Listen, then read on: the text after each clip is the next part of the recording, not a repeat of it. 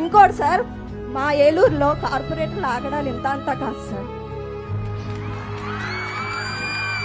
జుజ్జువరపు రమేష్ అని Arundhatipeta corporator sir, అతని పేరు నోట్ చేసుకోండి సార్. 30 నుంచి 40 ఇల్లులు కబ్జా చేసి, మాకు వచ్చిన ఇల్లులు కబ్జా చేసి, ఇది నా ఇల్లు, ఎవడేం పీక్కుంటాడో పీక్కోండి అని అంటే సార్ 3 సంవత్సరాలు ఎమ్మెల్యే గారి చుట్టూ తిరిగాను సార్. తిరిగితే పరిష్కారం అవ్వలేదు సార్ ఆ సమస్య. గడప గడపకు వచ్చినప్పుడు ఆల్నాని గారికి చెప్తే ఆల్నాని గారు ఏమన్నారో తెలుసా సార్? వాడిని వెంటనే అరెస్ట్ చేసేయండి అన్నారు సార్. అది ఎందుకంటున్నారు?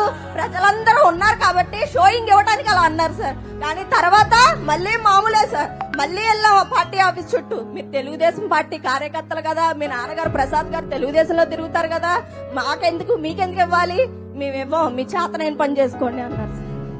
అలా మాకు ₹1,00,000 దాకా లోన్ కూడా పడ్డాయి సార్. లోన్ పట్టి ఇల్లు కట్టుకున్న దాన్ని తాళం వేసి కబ్జా చేశాడు సార్. మరి అటువంటి కార్పొరేటర్లకి ఈ ఎమ్మెల్యే అండగా ఉంటే ఇలాంటి ఎమ్మెల్యేని మీరు గెలిపిస్తారా?